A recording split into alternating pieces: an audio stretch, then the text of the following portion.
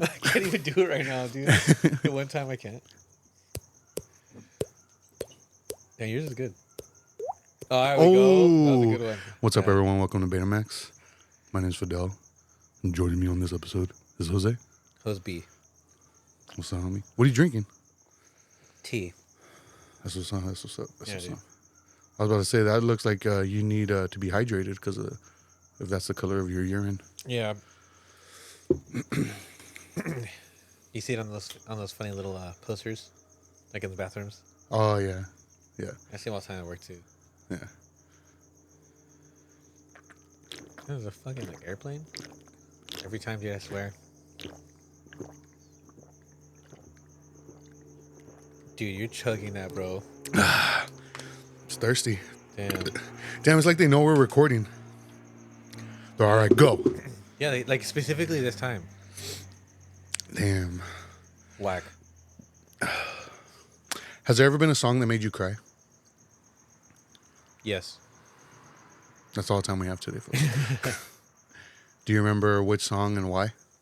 I feel like my answer is like the typical Mexican answer. Was it like a Vicente Fernandez song? No. Oh. I would say like, as of recent, like of recent years, I suppose. Mm-hmm. There's a song by Chris Stapleton called "Daddy Doesn't Pray Anymore." Yeah. Yeah, it's a. That one got to you? Yeah, it's a well written song. Like I heard it just one time, like in passing, and I was like, "What was that?" And Yeah. I played it back, and I was like sitting with it. And it's different. It's a little different from like the stuff that he's more known for. Yeah. Which is like, you know, a little bit more. Like, you'd have like drums involved and more production to it, like upbeat country stuff. Mm-hmm.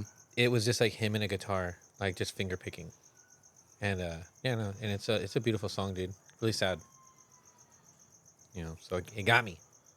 It got you? Yeah, it got to me, dude. I love it. I love that song. The one that comes to mind for me is it's a cover. Uh-huh. That was originally performed by, I believe, by Juan Gabriel, I think. But the one that gets to me is Amor Eterno by Rocío Dúrcal. I hope I said that right. Yikes. Yeah. Only because it was my grandma's favorite song, and they played it at her funeral. And like every time I hear it, because I made like a memorial video with that song for her funeral. Yeah. So now it's just like ingrained. Every time I hear it, it reminds me of her. Yeah. So that one always gets to me. I feel that. I mean, the theme of the song that "Daddy Doesn't Pray Anymore" is like it has to do with like somebody passing away. Yeah. Obviously, it's about like from the child's perspective. So yeah, those are always gonna be sad ones, though, dude. Yeah. Those ones always get to me. Yeah. You know, another one that I would say kind of gets to me. It didn't. I don't know if it really got to me as a kid, but as an adult, especially like as a parent, that "Baby Mine" from Dumbo, like the original. I'm not familiar. It's like a really sweet song. Yeah. You know, yeah, and it's like, oh, kind of brings a tear to your eye. You know, I just realized my water bottle's still here. it is. We washed it for you. Oh, thank you. You're welcome. Remind me to take it. Okay. Hey, don't forget to take it. All right, thanks. You're welcome. Remind me before I leave. Okay. I'll remind you. Okay. All right. Don't forget to take your water bottle before you leave. That's what's up. That's what's up. So when I had said I watched like a handful of movies, I didn't realize how many it actually was. It's actually quite a few. So I watched 1, 2, 3, 4, 5, 6, excuse me, 7, 8. Yikes. And it wasn't all just in like within the past week or anything like that. It's just like One fell swoop? No. Yeah. One fell swoop. Who's the comedian that has that? Oh, I don't know. Oh, fuck. What's his name? Oh, fuck. Nate Bergatz or some shit like that. Oh, I know who you're talking about. Yeah, he has this bit where he talks about like his wife doesn't understand the saying "one fell swoop" because they were talking about going to her like parents for the holidays, and her parents aren't together. So she had suggested like, oh, let's just do it in one fell swoop. And he's like, yeah, that sounds great. So when somebody says that to you, what does that mean? Um, I mean, it's complex, but it's like one fell swoop. Like it's like similar to two birds, one stone. You Yeah. know, uh, like we can get everything done, like achieve the results of all of these things with one like fell swoop. I don't know, you know what I mean? Like it's hard to explain without like repeating it. Yeah, like two birds, one stone, or five birds, one stone. You know, if that's the case. So she had said that and he agreed. And she proceeded to explain what she meant. She's like, yeah, we could go to our mom's house this day, spend the day there, come back home, go to my dad's the next day. And then he was like, I don't think you know what one fell swoop means. And apparently they got it like into like an argument. He made it funny, he's a comedian. But yeah, when you saying one fell swoop reminded me of that. That's funny. Yeah. I was just trying to be poetic. Yeah, don't do that. Okay, sorry, my bad. But no, as I was saying, like it 8 movies, but it wasn't in one fell swoop. It was. I was just trying to be poetic. Yeah, don't do it again. Yeah. Okay, my bad. It was just like build up from like even before, because the past couple episodes were kind of very like a specific topic, and so the movies that I watched didn't necessarily fit into those topics that we were covering, so that's why I didn't talk about them. Got it. Yeah, so it's just like a build up, I guess you could say. Oh, okay. I see. Yeah. I have something similar. Something like just a variety of things that I've wanted to mention, I guess. Do you want to go first or should I? You can go first. All right, I'll go first. My decision. Okay. I had mentioned to you already that I watched Brave New World, Captain America. Yeah, yeah. Yeah, and I didn't hate it. Like, I didn't think it was like an amazing or like a good movie. My one big takeaway from it was like, why the fuck did they reveal the Hulk in the trailer? Yeah. Especially because of how it was building up in the movie. Because like, there's moments where Harrison Ford, he's like, you think he's having like a panic attack or something. Yeah, or he's like having some sort of like cardiac episode, like a heart event of some kind, and like it was underwhelming because the whole time, Yeah. like he's just burning up because he's Red Hulk. Yeah, exactly. Because like the first time it happens, you're just like, oh, is this like he's gonna turn here, and it doesn't happen. Yeah. So like, I feel like not knowing that that's gonna happen, you're kind of like, oh shit, like it's getting to him. I agree. So. Yeah, I agree. But I do remember thinking like, I like Anthony Mackie as an actor, but I never really saw him as like a leading actor, like to be like the main focus of a movie. Like to me, he's always done really well as like a supporting actor. But I didn't think he did terrible, but at the same time, I was just like, I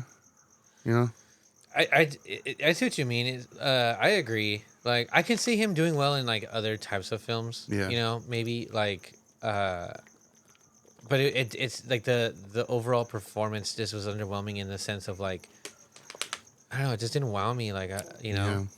like not anything about just him being like Captain America, but like what do you think about like his that struggle he was having with trying to like uphold the mantle of the Captain America, but like not feeling like he's the right guy for the job still, I feel like it didn't feel like what's the word?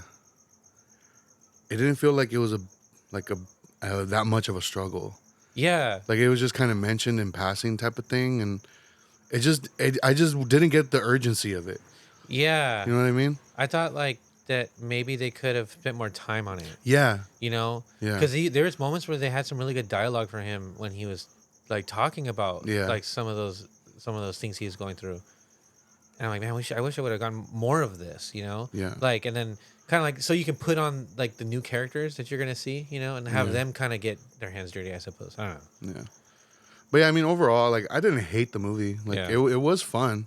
It has a cool story. It has a cool story.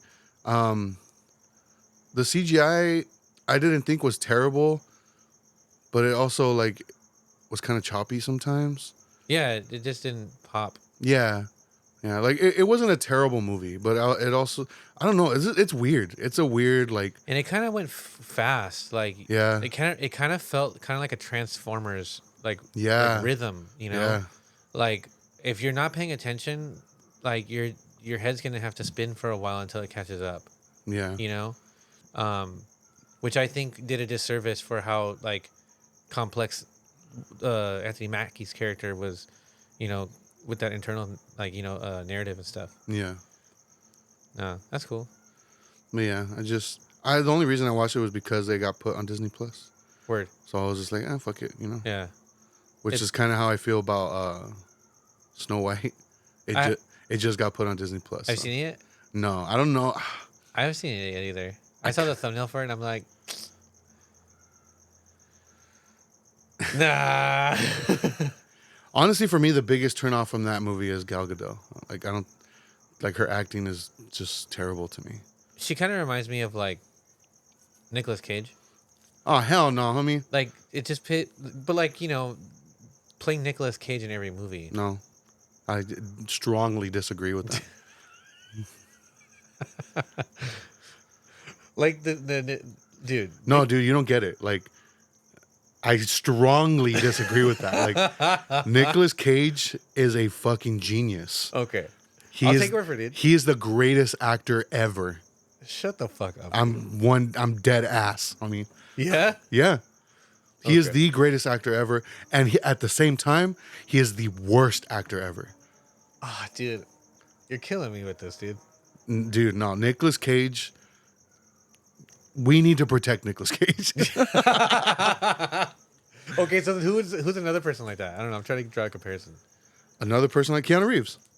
That's true. Keanu Reeves is like that. Because Keanu Reeves is a terrible actor, but he's also fucking awesome. Yeah, he's like, what is it, Bill and Ted? Like in every movie. It's like a grown-up version, I suppose. Like Him in Speed and in The Matrix.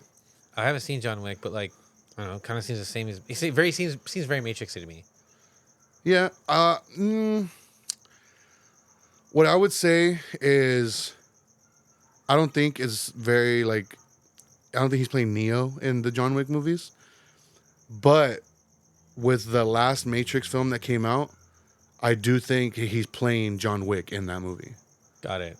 If that makes sense. That does make sense. Yeah, but I wouldn't say he's playing does he play Bill in Bill and Ted, or is he Ted?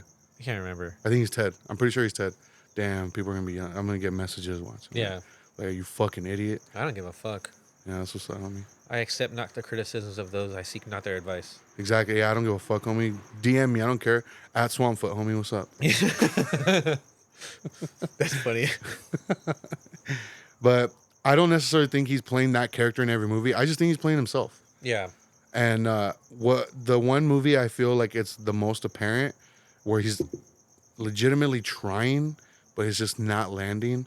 But the movie is so strong that who gives a fuck is Bram Stoker's Dracula.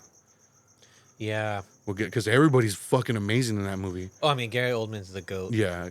Gary Oldman, Winona Ryder, and then you get to Keanu Reeves, and you're just like, dude, why are you putting this accent on? Anthony It's fucking Hopkins, weird. too. Yeah. So, yeah. But, yeah, I strongly disagree with comparing Nicolas Cage to Gal Gadot. That's true. Yeah.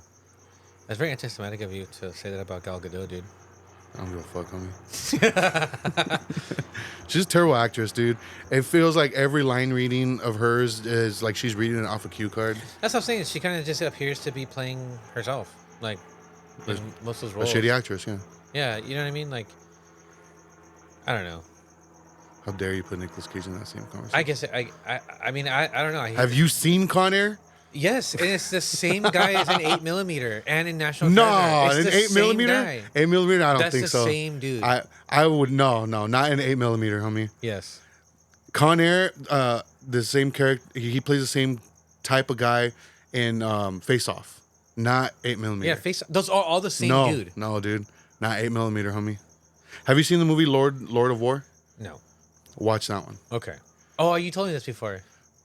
Lord of War. That's the movie. Because I used to be in that, like, man, look, this Cage, like, fucking sucks, dude. But I like, didn't say he sucks. I said he plays the same character all the time. No, I used to be like, he sucks, dude. Yeah, Like- to me, he's no different from like what's his name, like a typecast dude. You know, oh gosh, what's his name? I don't know. Is it typecast? Yeah, he's like one of those What movie was character he in? actors. The Count of Monte Cristo. I have no idea. What, What movies else? he in? I don't know. God, what's his name? Whatever. Nicholas Cage just always kind of strikes me as the same dude in like all the movies I've seen him in. Have you seen Long Legs? No, See, you're missing the. Have you seen Mandy? no. But like, dude, I started. What was it? That one he had Renfield. I started watching it and I was like, Okay, that nope. one he's over the top. I was like, nope. That movie's awesome though. I think that movie's awesome. He is playing like a cartoon character. I hated it. Nah, dude, I think it's hilarious. Yeah, I hated it. I got maybe about 15, 20 minutes and I was like, nope. I thought it was hilarious. It's so stupid, I but probably have to redo it. I at the time was this. it's not a serious movie. That's why. Yeah, dude. It's not a serious movie. Like it's But it supposed wasn't- to be dumb. Like Yeah, and it wasn't What We Do in the Shadows either. Oh, like, no, so I was no. kind of like, this is boring. damn. Yeah, I was like, no. Or even Raising Arizona. Oh, it's been a long time since I've seen that. I don't even remember. The other movie I did watch is another comic book movie. One that I was very excited about, and I ended up not watching it because of all the hate it was getting. And I eventually just was like, "Fuck it, I gotta pull this Band-Aid off." Was Joker Folie à Deux. Oh shit! Yeah. Okay, so I haven't seen it. Dude, this movie was dragged. People fucking Really? hated it, calling it a fucking. I've heard nothing but horrible things. I don't think the hate is deserved. Like, it's overhated. It's overhated. Overhated. Got it. Okay. I In don't- what way? I don't think it's a terrible. I don't think it's garbage. Is it an actual musical, or are they like delusions of some kind that are manifesting as like music numbers? I don't know. I'm just saying in my mind. I wonder if that's what it could Both. have been. Both. Both. Got it. It's not. It's not completely terrible. My biggest complaint about it is it's fucking boring. Really? It's very boring. The most entertaining part of it to me was the musical aspect. And I don't like music. I'm like, it's not that I don't like musicals. I'm just like whatever about them. But that was like the most entertaining part to me. And it wasn't even that good. Whack. Yeah, so you got a little pterodactyl on your head. I know. It's one of my spies. Damn. But yeah, that one, I watched it, and it almost felt like Todd Phillips, the director and the writer. It almost felt intentional. Like he did it, he torpedoed it. Yeah. That's what it felt like to me. But it's kind of hard to believe that because he has a track record of doing horrible sequels. Because he did Hangover, the first one, and then he did the second one, and that one's terrible. I don't even remember it. Exactly.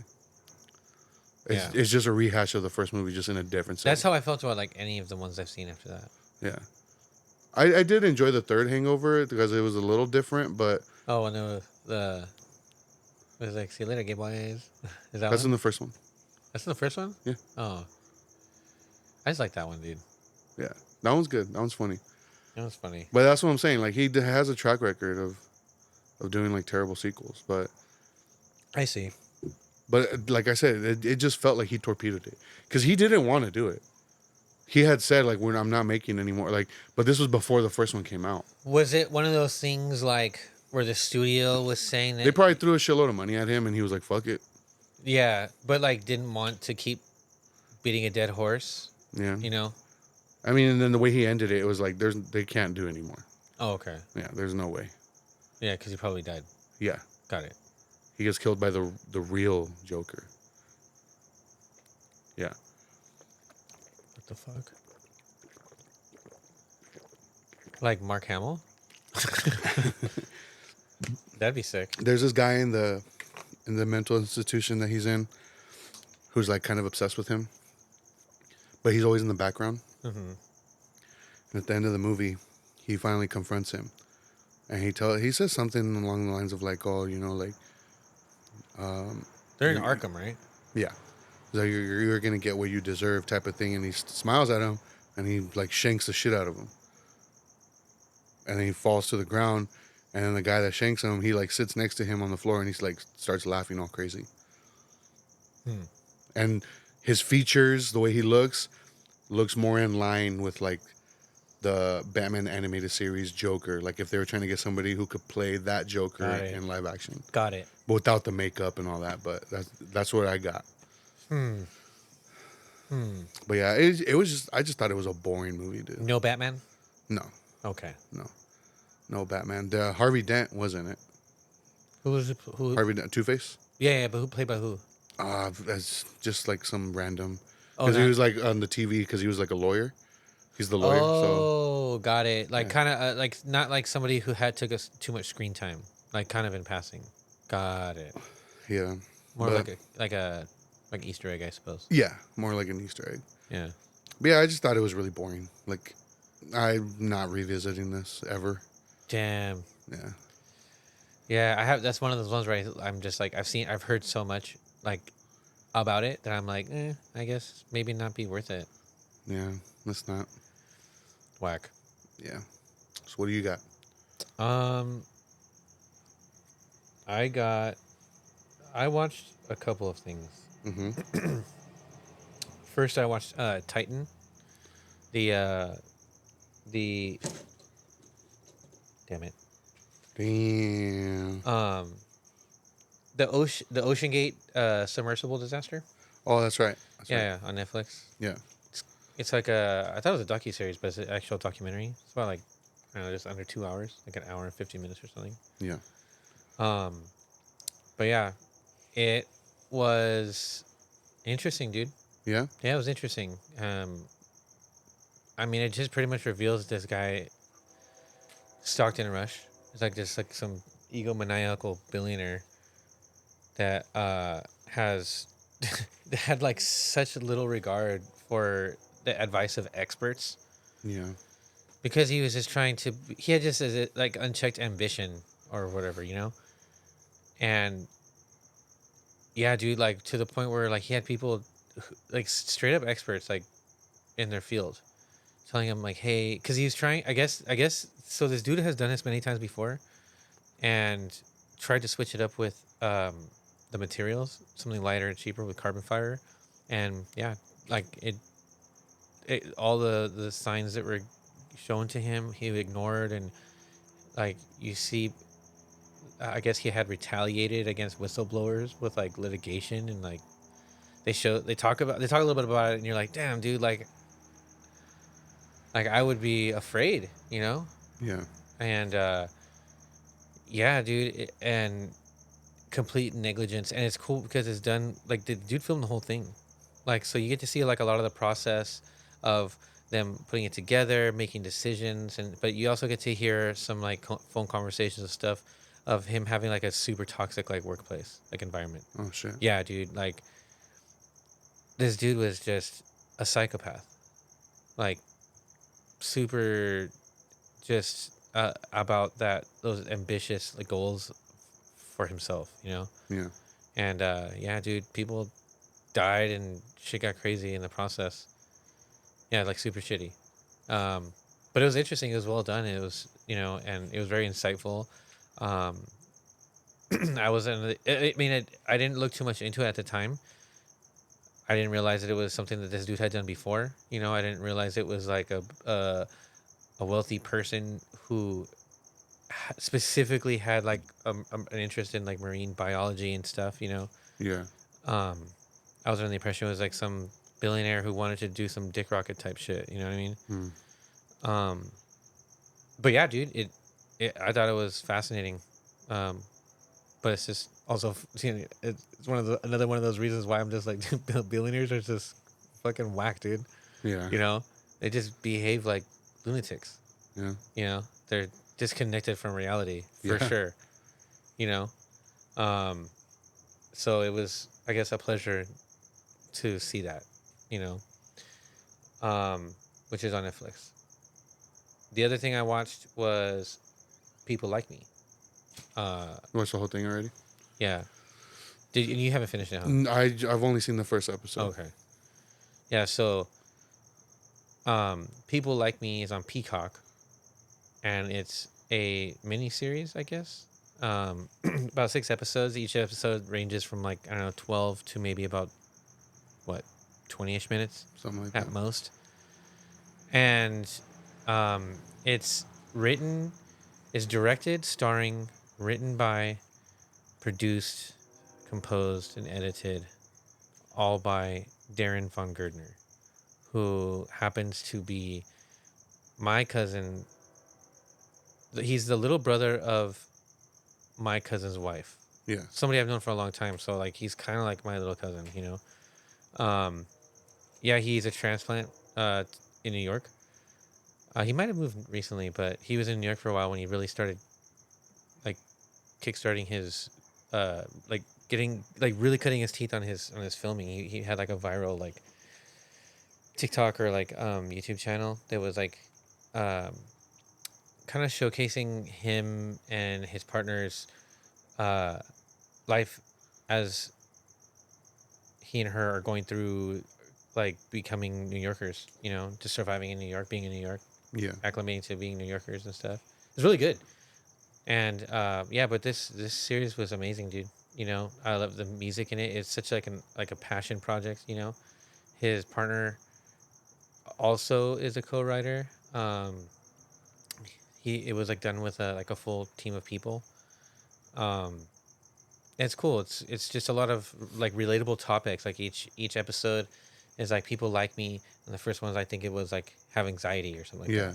that, and a lot of it is you know him going through like these everyday things that seem so tangible to you and I, like so relatable, you know, um, and just like the anxieties like that he experiences along the way, you know, and to the point where where he does like the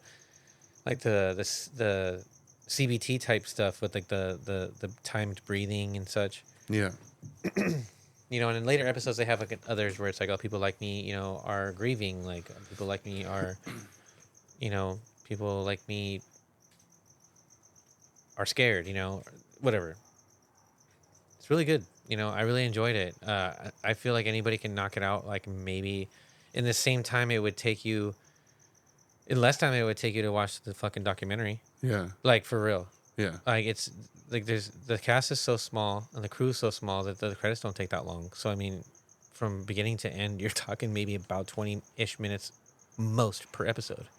Um, but yeah, dude. I think it's really good. I'm really proud of him. You know, it's pretty trippy to see like someone I've known since they were like, I don't know, 11 years old.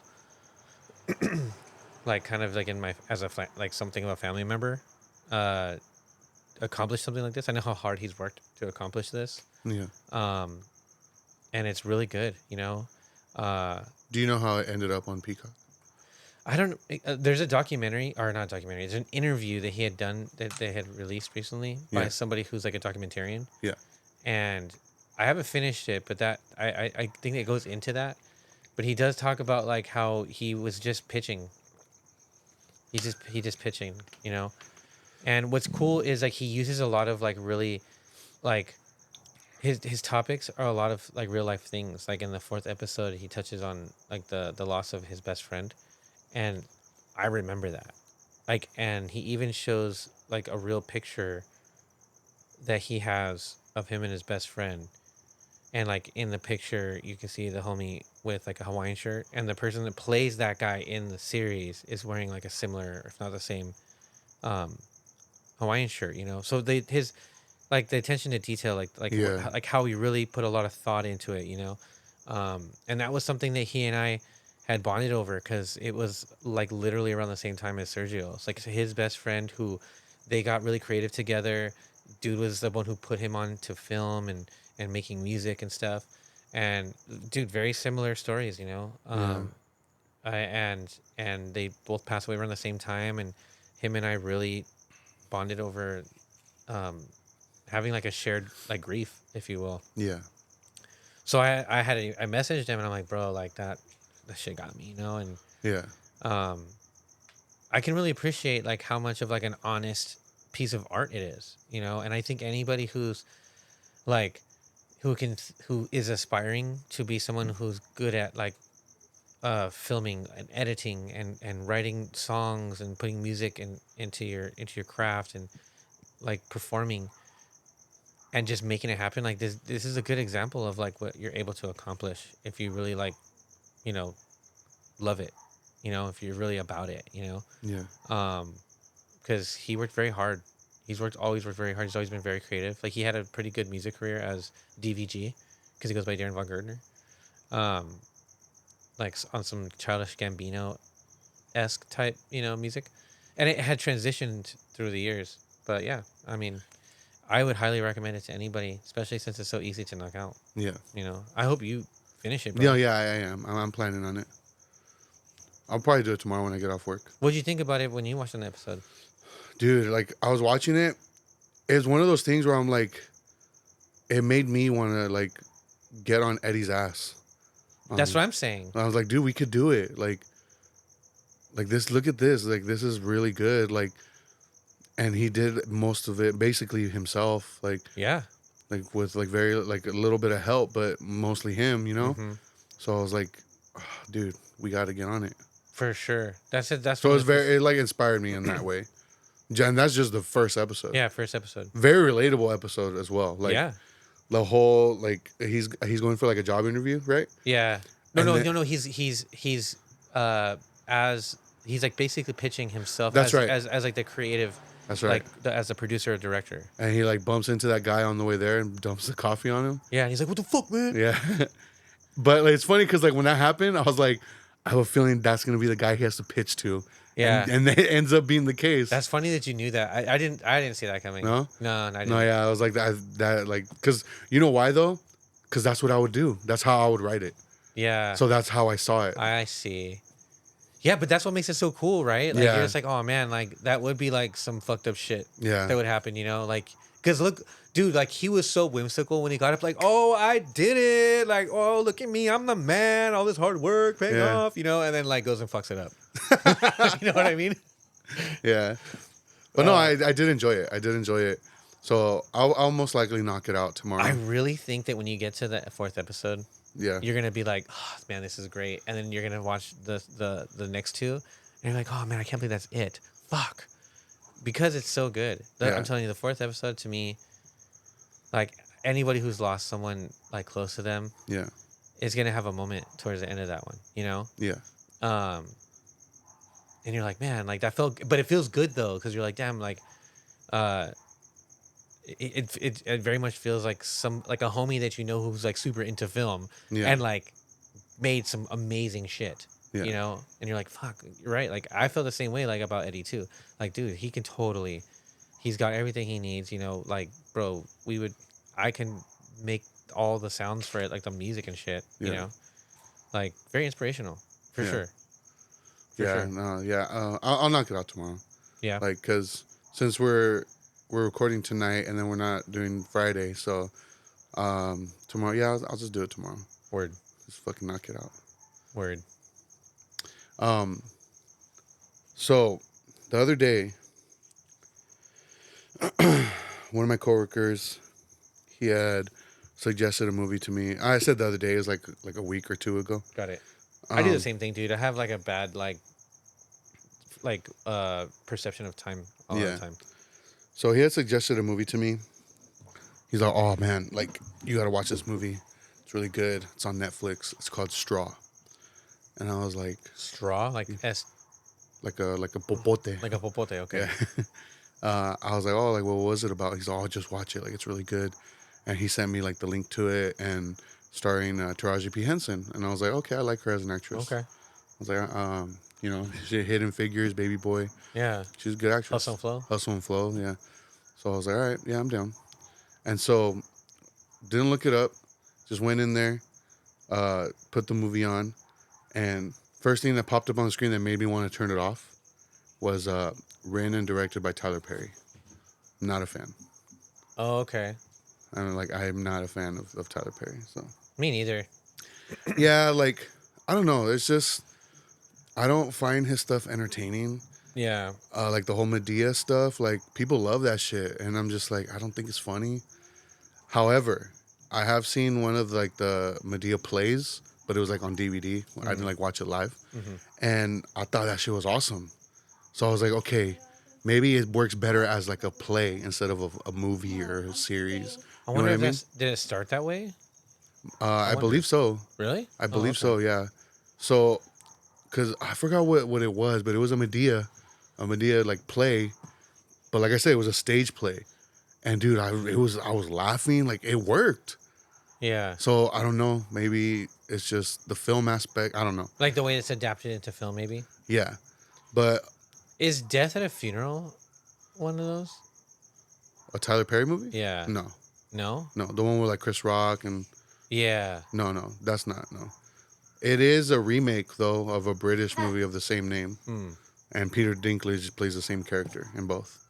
Oh, no shit. Yeah, Oh, okay. That's funny. yeah, they're both very funny movies. Yeah, yeah. Very funny. Because I was going to say, I remember thinking that one, like, was, like, better than the Medea one that I had remember seeing. And I was like, Yeah. So I saw that and I was like, oh, fuck. So popote. Yeah. So I was like, whatever, I'll give it a chance. I like Taraji P. Henson. Yeah. The movie starts, and everything that happens in this movie, I'm just like, I hate this. Yeah? What is it about? This woman, she's a struggling clerk at a grocery store, single mom with a very sick daughter, and like just everything that can go wrong for her is going wrong. Like, she gets up, takes her daughter to school, ends up showing up to work late, and it's like a rush, and like everybody seems to just be like a jerk to her. Like every single person she encounters is just like viciously mean to her for no apparent reason. Yeah. And I'm just super rude, super rude. And I understand there's people like that, in Yeah. this world. I mean, it happens. I It experience it happens. from time to time. Like, But it just seemed very unrealistic. Like it just seemed like they were, like she didn't meet one kind of person in, Yeah. in that entire thing. except for like one of her coworkers. That was it. Okay. But like she just looked out of it like, I mean, single mom, Yeah. And like her landlord is like, as she's walking out, her landlord is like, "Oh, I want my rent money. You're late on your rent. If you don't give me the rent money, like you're out of here." And she's like, "Oh, like I get paid today. Like I'll give you your money." And then her daughter is just like, "Mom, like I need lunch money." She's a little kid, Yeah. maybe like 10, 11 years old. Okay. Around there. Like Nari's age. Yeah, around there. He's like, "Mom, like I need lunch money," and she's like, "Oh, don't worry, sweetie. Like I get paid today on my lunch break. I'll rush over here to your school and give them the money for your lunch. So don't worry, like you'll be able to eat today."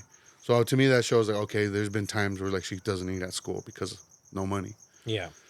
And she pulls up to the school, gets out of the car, opens the back door to let her daughter out, and the whole time the principal is standing there and she's like staring at her, like kind of weird. And I was like, the fuck? And then she just waves at the principal like, "Oh, hey, like bye." Gets in her car, leaves, goes to work. Gets to work, there's a rush, and like the customers are like, "Can you open a register? Like we trying to hurry up, get out of here." Yikes. Yeah, and then she's like, "Oh, hold on, let me go clock in." And she goes to the back, and her boss comes in. "You're late. Like, where you been?" "Oh, I had to take my daughter to school. Like, I'm sorry, like." And he's like, "Oh, like I need you to hurry up and get to the front. Like we have a rush." And then she like starts walking to the front. He's like, "I said hurry up." And I was like, "What the hell?" Like, That's crazy. yeah, Like a coach. yeah, Like hustle. yeah. Yeah. And then so she goes, and then she starts helping the first person, and then they give her like an EBT card, and she's like, "Oh, I'm sorry, ma'am. Like some of the items you bought aren't going to be covered with this." And she's like, "Oh, look, the other girl does it. It's fine." And she goes, "I'm sorry, like I can't do it." And then the guy that the woman is with throws a bottle at her, and it breaks right there. And the manager comes over and he's like, "Well, what seems to be the problem?" And then they cuss him out and they walk out. And the manager like tells her, "What are you doing? Hurry up and clean this mess up. We got to rush." Like, and I'm like, Wow. "Dude, what the heck's going on here?" And so she goes to the back to get a mop, not a broom. She goes to get a mop. And as she grabs a mop, the other cashier that was in the front, keep in mind, there's supposed to be a rush. The other cashier that was in the front comes back there and she goes, "Hey, girl, like, you okay?" And they start talking, like having a conversation. And I'm like, where's the urgency? Like, I thought there's Yeah. like supposed to be a rush. There's no consistency here. Yeah. And then she's like, her cell phone starts ringing. So she answers it, and it's the school. It's like, "Oh, your daughter doesn't have lunch money, and like they're about to go to lunch." Like, and in my head, I'm like, didn't she just drop her off? And he's like, she doesn't have lunch money, so like we need to do something about this. Can you please come down to the school? There's also been an incident. And then she's just like, "Oh, like I can't, I'm at work." And the boss comes in, and he's like, "What's going on here? Like you're taking a personal call, and like while you're clocked in, whatever." Yikes. And she's just like, "Oh, it's my daughter's school, like I need to go." And he's like, "You need to go? Like you need to have a job. That's what you need to do. Like, what are you doing?" Like, yeah. And then she's just like begging, like, "Please, like I need to go. Like there's an incident. Like I need to go to my daughter's school." Yeah, very real situation. Yeah, That very much sucks. and then he's just like, "Be back in 30 minutes, please." The first sign of like a real like interaction that I see, I was like, okay, that seemed more realistic. Yeah. And so she leaves, goes across the street to the bank because she's trying to get money out. And then they're like, "Ma'am, like you don't have any money." She says, "No, I know I have $47 in there. I just need to get a little bit out so I can give to my daughter for her lunch." I'm like, "Ma'am, like I'm sorry, like you don't have any money in there." Like, and she goes, "Oh," like she gets frustrated and she leaves. Goes to the school, and then the principal is like, "I'm really sorry." And then there's like social workers there, and they have her daughter, and they're like, "We've been getting many complaints that your daughter's always hungry. She comes to school very dirty all the time, and like that there's a questionable living situation." And she like starts breaking down, and she's like, "No, like please don't do this to me. It's like you're taking my daughter. Like please don't like I get paid today. Like I just need like just give me some time, please." And they take her, and so she's distraught, and she's just like, "Oh, like she has to go back to work." And then on her way back, she hits like a traffic jam, and she goes, "Oh," and she sees like the lane next to her is like open, so she tries to swerve into it, and there's a car that comes. It's like a I believe like a Dodge Challenger or something, like a white guy driving it, and he's like, "Oh, what the fuck?" Because like he almost hits her when she tries to come in, and she's like, "Oh my god, I'm so sorry," but she goes either way, and he's like, "Oh hell no, you're not getting away with this," and he like fucking races to catch up to her. Wow. And like does like a pit maneuver on her, and her car goes spiraling, and he gets out and he's a cop. Wow. And then another cop comes up. But like not in a squad car?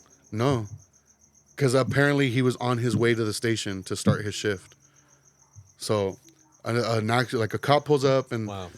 and they have this interaction where the guy tells her, like they kind of get into it, and he's all like, he looks at her in front of the other cop and tells her, "I'm gonna look for a reason to kill you legally," and then gets in his car and leaves.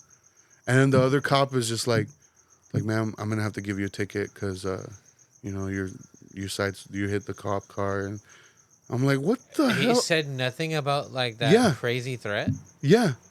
And I'm like, what am I watching? Like, what is this? Yeah. And then she goes home, and she goes back to work, and the guy's like, "You've been gone for 2 hours." He's like, "I gotta let you go. You're fired." Yikes. And she's just like, "Oh my god, please don't do this to me." And he's like, This is literally the worst day ever. "Yes." And so she leaves. She goes home. All her furniture and everything is outside on the lawn, and it starts raining. Why is all that shit out on the front lawn? And then she's like, "What?" And then the landlord, because it's like an apartment complex, and the landlord is like on her porch. She's all like, "I told you needed to pay the rent, and you waited too long. You're out of here. Your ass is out on the street. I don't want you here anymore." And like you see everything, and you see like her daughter's medicine on the floor, and everything's just thrown everywhere.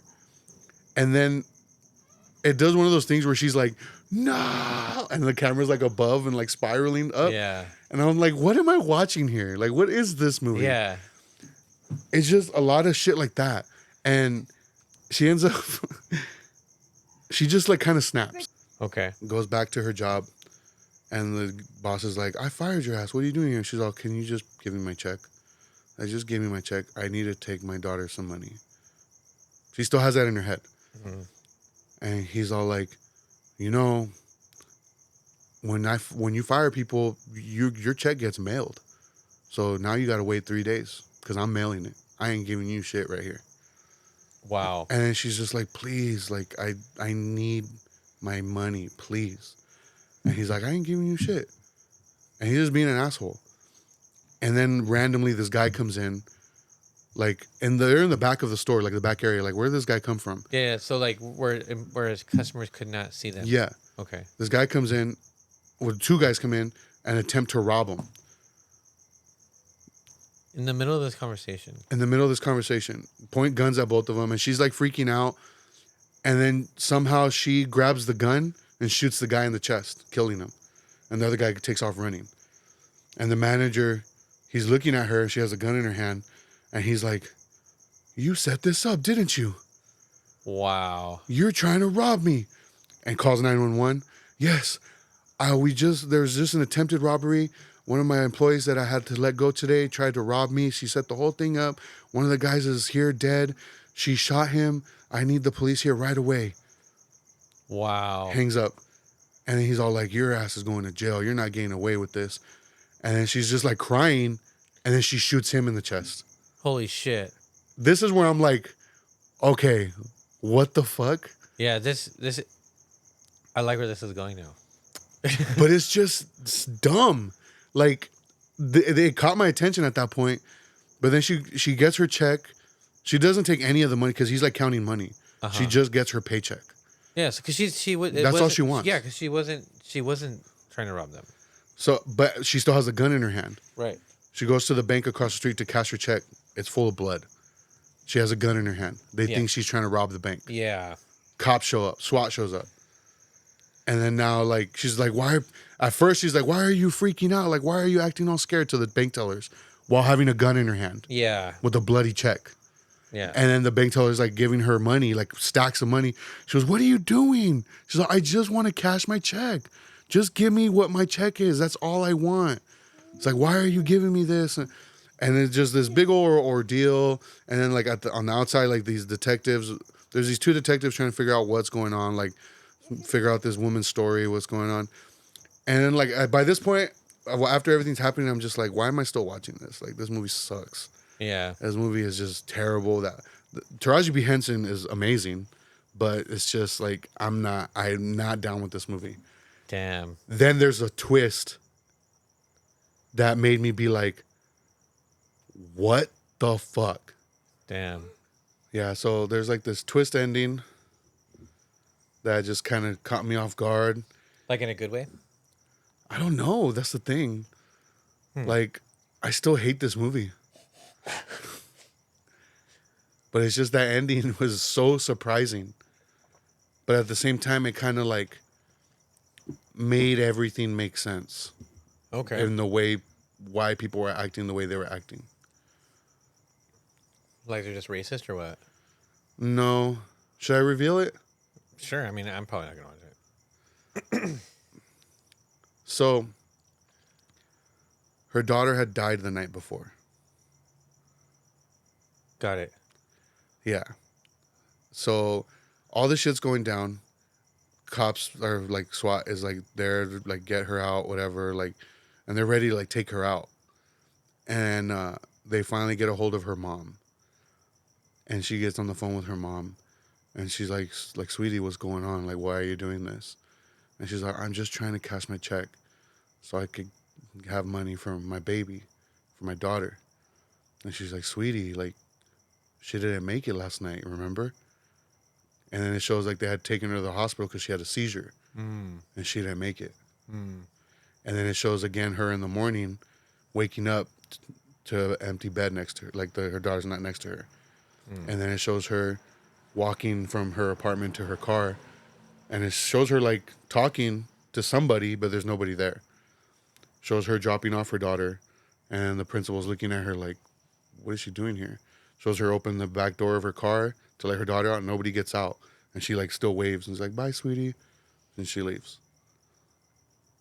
And then she like starts crying, and then she puts the phone down, and because she kind of formed a relationship with the manager of the bank, who becomes like sympathetic with her Yeah. and like trying to keep her safe. Basically, she doesn't want like the cops to kill her, Yeah. and she's all like, she's crying and she's bawling and she's like, "My baby's dead," and she goes, "I know. The cops told me before they got a hold of your mom." And then she's like, "You just got to give up. So Wow. just walk out with me." And I was like, "What the fuck?" Damn. So, why was everybody so mean to her? Though? That's just how she was viewing every interaction. Because it Oh. also shows her like go to the school, like, or she's like at work, she gets the phone call from the school. It's not from the school. It's a debt collector. But she's like, "What's wrong with my daughter?" And then you hear the person on the phone like, "Oh man, we're calling about a past due bill." And then the boss comes in and she's like, "Oh, my daughter's school just called. Like, I need to go." And then he just goes, "Okay, go ahead." Mm. And then she gets to the school and she's like, "What happened? What's going on?" And then the principal was like, "We didn't call you. Like, what are you doing here? Are you okay? Like, should we call somebody for you?" And she's like, "No, it's okay." And she leaves. So how did she get the gun? No, all that still happened. Yeah, She's but she still killed, like somebody did try to rob the store. and he did think that she was in on it. That it didn't like clarify. Hmm. Was she still there getting her check though? Mm-hmm. So she did get fired. Yeah. Oh. So like some things, that's what I'm saying. Like some things weren't like, Making sense. yeah, Interesting. I kind of like how like that ending though kind of puts into perspective like how delusional she was. yeah, You know, like it was over the top because it wasn't real. yeah, That's sad though. yeah. That's very sad. And then also, like there was like a news report, and then like they tell her story of like, oh, she has like a sick daughter, and like she's just trying to cash her check for like to get money for her daughter, and like so she ends up getting like supporters, and there's like people outside of the bank, like with the cops surrounding it, with like signs and stuff, kind of like all like protesting or whatever. And I was watching this, and then at the end of the movie, like she gets arrested, and and it shows them like driving by all the people that are there to support her, and I'm reading the signs that they're holding, and I'm like, that makes no sense to what the situation is. Like what? No justice, no peace. There's one. What did it say? It said something like, "Oh, They just did like it wasn't like related yeah. to what was happening. It was more like they got signs for like actual protests out in the world. Like, You were like this works. No one's gonna pay attention. yeah, like one of the signs I remember reading, I was thinking like that feels like a sign I would have held up when we were in Riverside, in downtown Riverside. Oh okay. Yeah, I was like, that makes no sense for this situation. Yikes.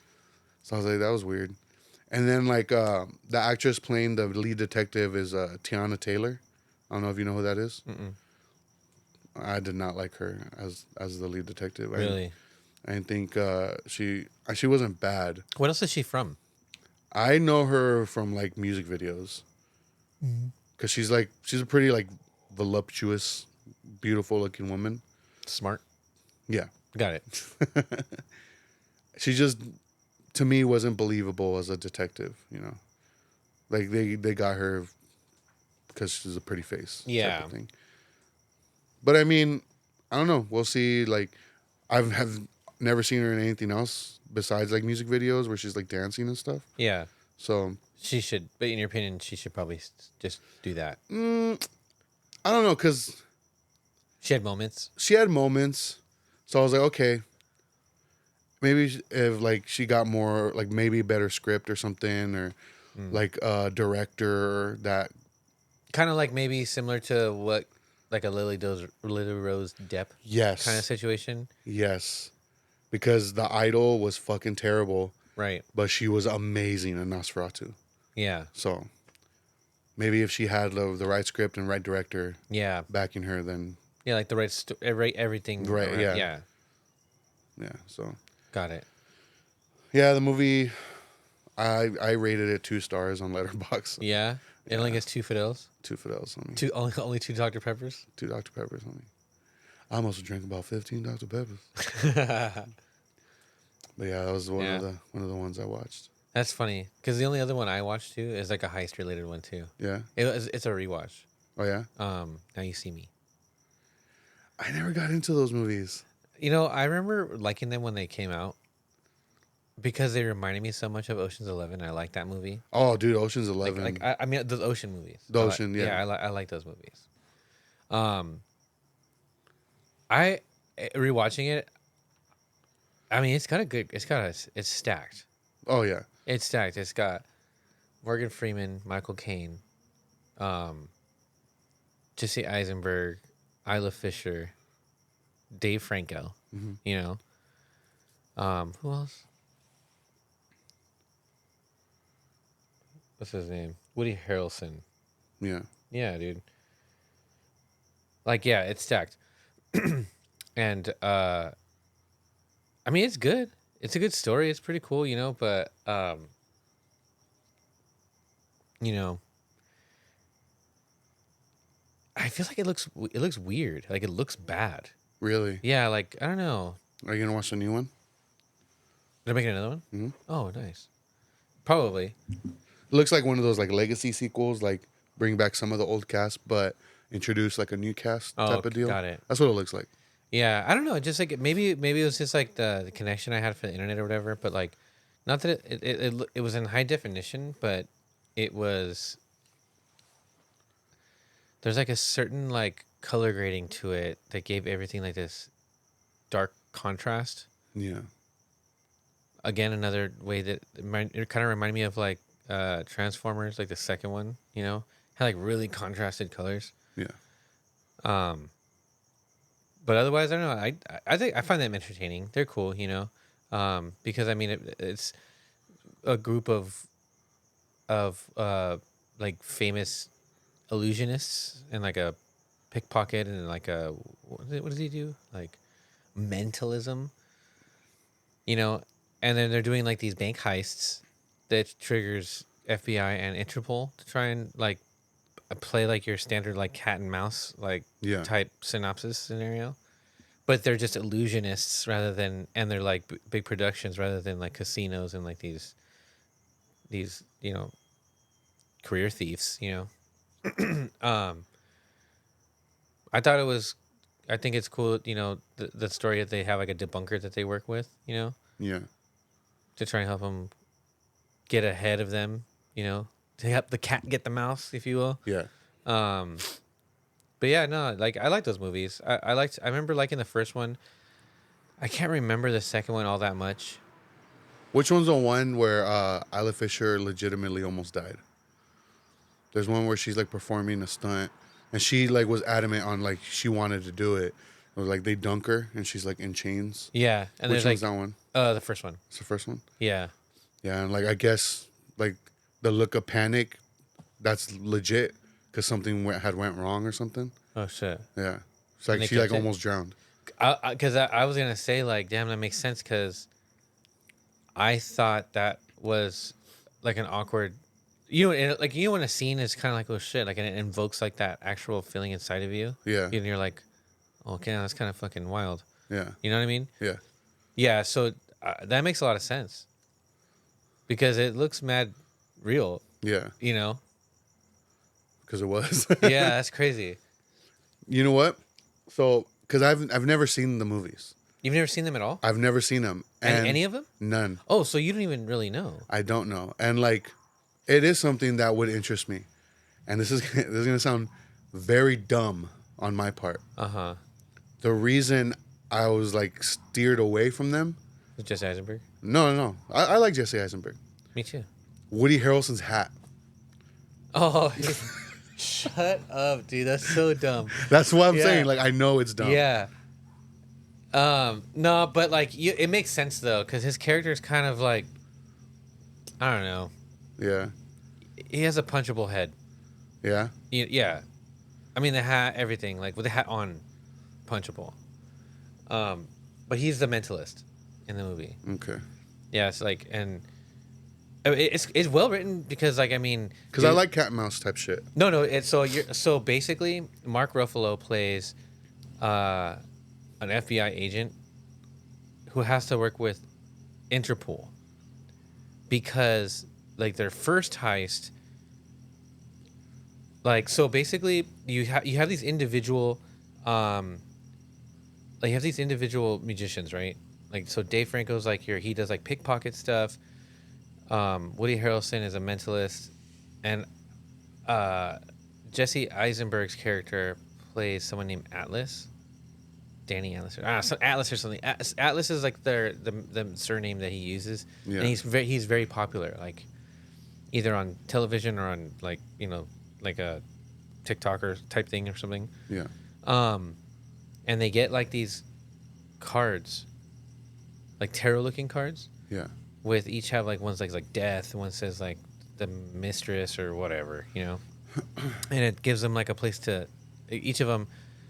It gives them like a place to like a location to go, and none of them know about. They think it's a unique thing to them, so they all show up and they're all together, and um, they end up. That's how they all become like familiar with each other, and they turn into a group called the Four Horsemen, and they blow up and they become like this 4-person like magician production, like huge Vegas like productions. Yeah. And on one of them, they're like, "Oh, okay, we're gonna do something like you've never seen before," and it's basically like a heist, And they pick somebody from the audience and they ask him like where his bank is, blah blah blah, and then it's like they teleport this guy to another part of the world, and to everybody's just tripping the way that it's done, and it, like they it's for I don't know I mean I don't want to like spoil anything or like also don't like it ends up being like they actually had the bank had been robbed. Yeah. So then like obviously like the authorities respond and then they see this guy inside the vault and they're like what the fuck, you know?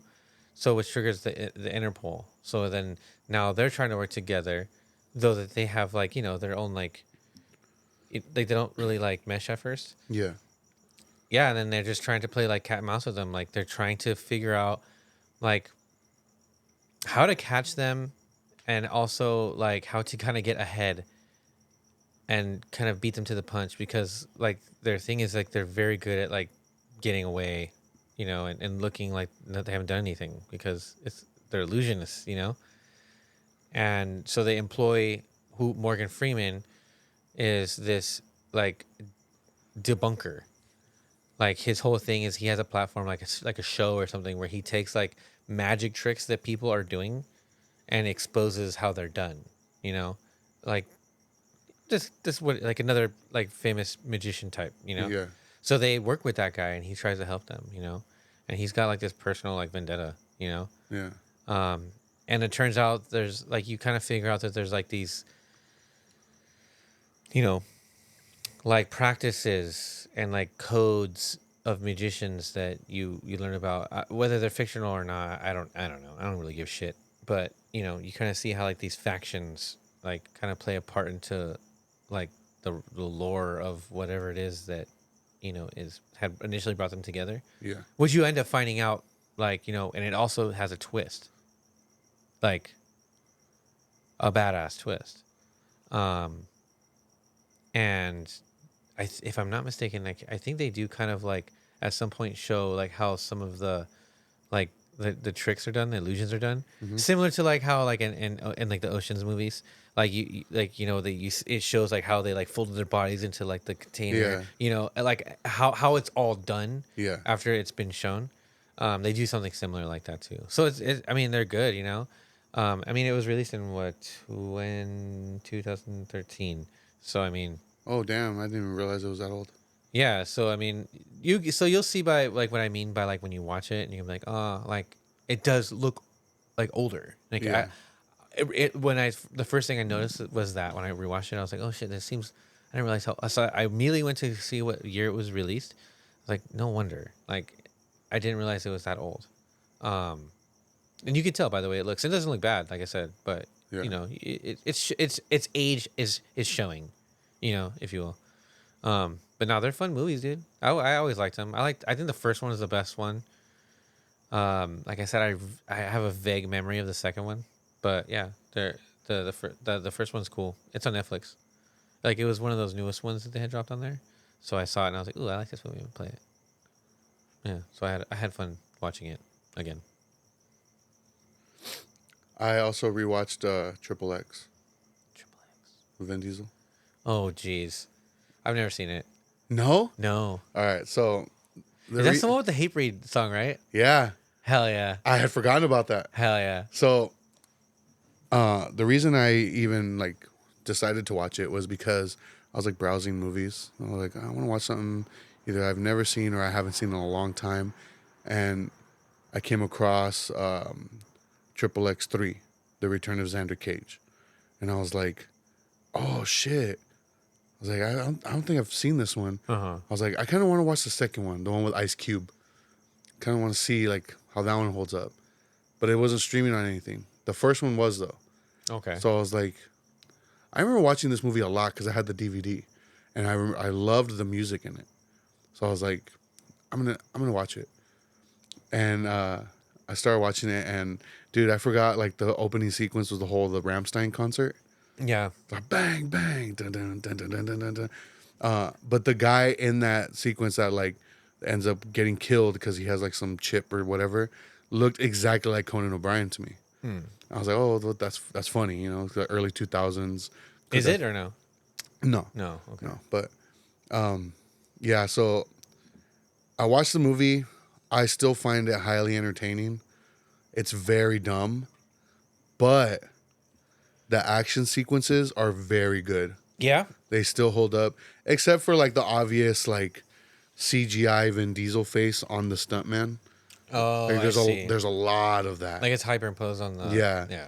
But the whole like explosions, like there's a whole sequence where he's like in a Colombian cartel like farm where they're like growing like the poppy seeds for cocaine and Oh, okay. like harvesting cocaine basically. Okay. And sounds tight. Dude, that whole action sequence, like all the explosions, the way everything goes off, like holy shit, like this looks insane. Like it looks really good. Like everything was practical except for the hyperimposed like Vin Diesel. Yeah. Yeah. But other than that, everything like it looked fucking awesome. Sick. And yeah, like just the needle drops, like all the music, the part when the Hate Breed came on. Yeah. Which one is it?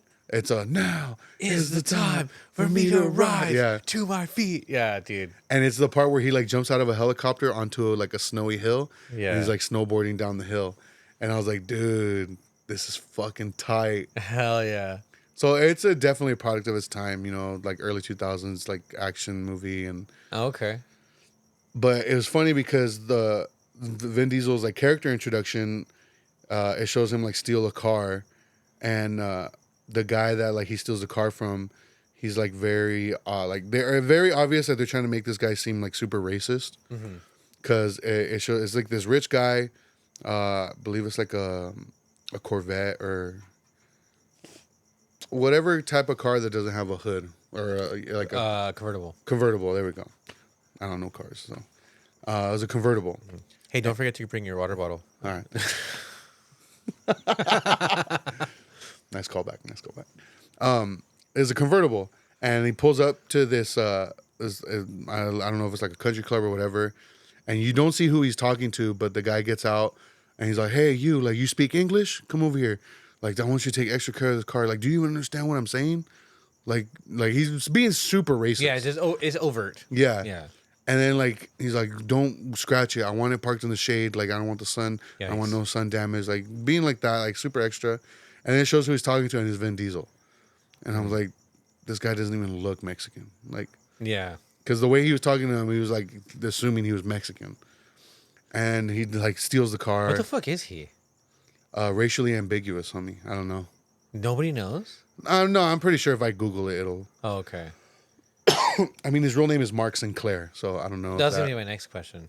I don't know if that's gonna any indication, but I figured that Vin Diesel was not his real name. nah, it's not, dude. I thought it was like maybe like Vincent or something. No, it's Mark Sinclair. I Oh, don't know where Vin Diesel came from, like that name. damn, that sounds like something like that somebody with insecurities would come up with. So he steals a car, jumps it off this cliff and parachutes out of it, and they get it all on camera because he has this like web series where he does crazy shit, and he's like friends with all these like extreme sports stars. So Like he's just like a stunt, like a thrill seeker, daredevil type guy. basically, Okay, he's not basically. like he's not like an agent or anything. No, and he's like friends with like all these extreme sports stars. So like Tony Hawk's in the movie, Matt Hoffman's in the movie, Okay. and like there's like all these other like professional skaters and BMX people. But dude, like his interaction with Matt Hoffman, I was like, damn, Matt Hoffman is a fucking terrible actor. Yeah. That shit was so bad. It was Really? so cringy Really. because he was like, man, Xander. That's the character's name. He's like, man, Xander, that was so bomb, dude. Like that shit was awesome. I mean, like very Yeah. monotone, not Very enthusiastic. monotone, dude. It was, I was like, what the fuck was that? Like when he should have been like, man, that was crazy. Like, yeah. Oh, I see what you mean. yeah, but no, I still thought the movie was enjoyable. Like it was Tight. fun. Like they said, the action sequences were really good. Like, and I was like, that made me even more want to watch the second one with Ice Cube, but I couldn't find it streaming anywhere. So, It's not anything. I mean, I could rent it, but I didn't want to rent it. I was like, what if it sucks? And then I just wasted like $4. You're like, this juice ain't worth the squeeze. Yeah, no, Yeah. it's not, dude. It's not. I mean, I like Ice Cube, but damn, come on.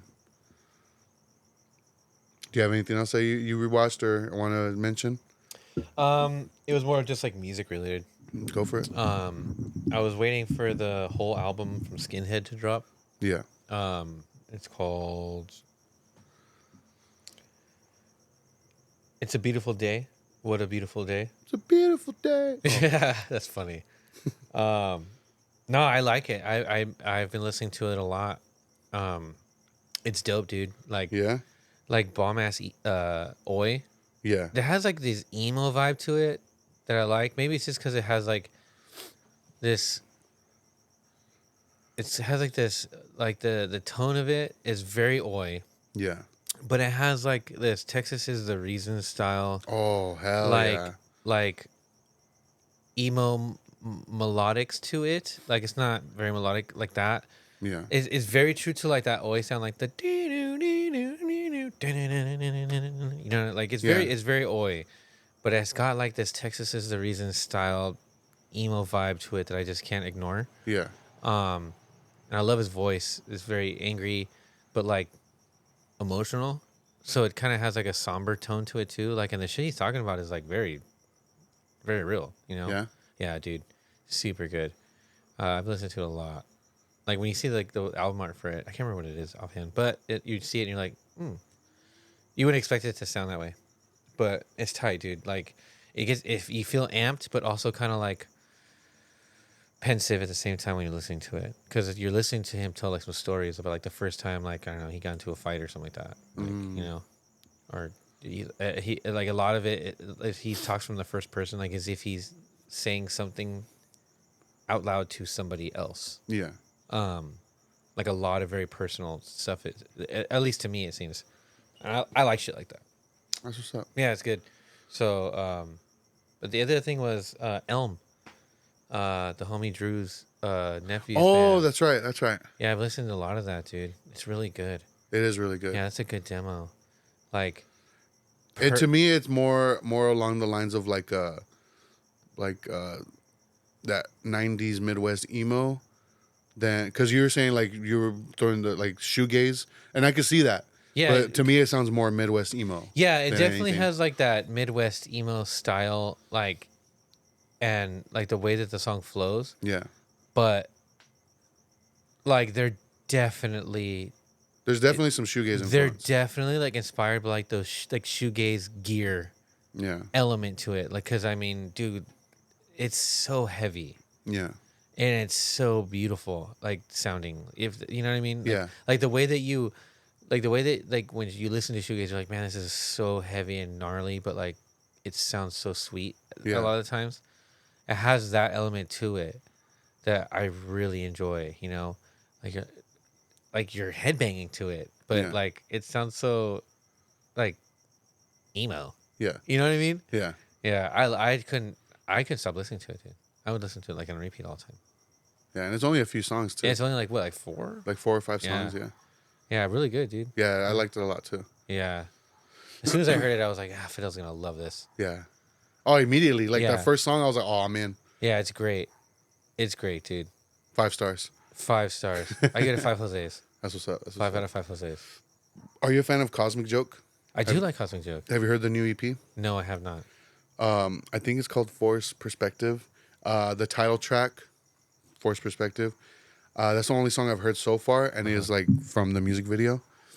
It reminded me a lot of like Bad Religion. Dope. In a way, and so I didn't necessarily grow up like listening to punk music.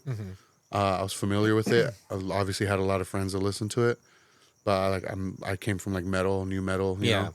So, but to me, I feel like I was listening to the song, and I was like, dude, like to me, this sounds like super punk, but like in a modern way, like Okay. like if somebody, I feel like somebody like 20, 30 years from now would be like, oh, like this is like classic, like a classic punk sound of the time, and they would show them this specific song. But it also reminded me of Bad Religion mostly, but like it just sounded like really punk, like modern punk to me. Okay, like fast or like Yeah, it was like dancey? fast and just like very catchy, Okay. you know. But I really liked it. I liked it a lot. How would you compare it? It's like, what's another like maybe you said Bad Religion? I just got a lot of like heavy Bad Religion Really? like Okay. vibes from it. Okay. Specifically, like a rock, like a planet, like a fucking atom bomb. I Dude, remain like that type of Yeah. Bad Religion. I love Bad Religion. Dude, Bad Religion's sick, dude. And Bad Religion is sick. You know what? Now that we're talking about like a comparison like that, because I know how much you like Fucked Up. Oh, dude. You would love Skinhead. Like you would love the Skinhead album. Yeah? In its entirety. You haven't listened to any of the songs? Mm-mm. Oh, dude. I'm gonna send you that shit, dude. All right, You're really gonna like it. Like if Fucked Up was super oi. I'm down. You know what I mean? Like super oi. You'll like it. But yeah, when you're talking about like comparing it to like Bad Religion, Yeah. it kind of just made me think like, oh, how can I compare that? No, but I love Bad Religion, dude. I know every time I listen to Bad Religion, it just reminds me of either Dorian or Cisco, because Cisco's the one that got me into Bad Okay. Religion. But and then I remember like me and Dorian like kind of bonded over that too, because I remember at the time, I believe like whenever we'd hang out, he would tell me like, dude, like I don't know anybody else who likes Bad Religion. They kind of hate on Bad Religion. And like we would like whenever I'd go pick him up to come hang out, like we would always be bumping either Process of Belief or Generator or Stranger Than Fiction, No Yeah. Control, like either of those albums. Yeah, I mean, I can see why like people who are like into street punk, you know, have like that. Yeah, Like, that's not punk, you know, whatever. I always thought they were sick. I You I know? love it. I mean, to me, I don't see how they're not punk, you know, because they just sound. I've always loved the Descendants. Yeah, They sounded like the Descendants. Yeah, you know, there's- but like, they had a lot more of like cool, like street punk esque type riffs and parts. You know. yeah, Yeah, I mean, I liked Pennywise too. Like, they kind of sound similar to those types of groups. I mean, all those Epitaph style bands, yeah. That's what I would say. Cosmic Joke sounds like an Epitaph. like band. an Epitaph band. Yeah, Oh, like I dude. could see them on Epitaph. Dude.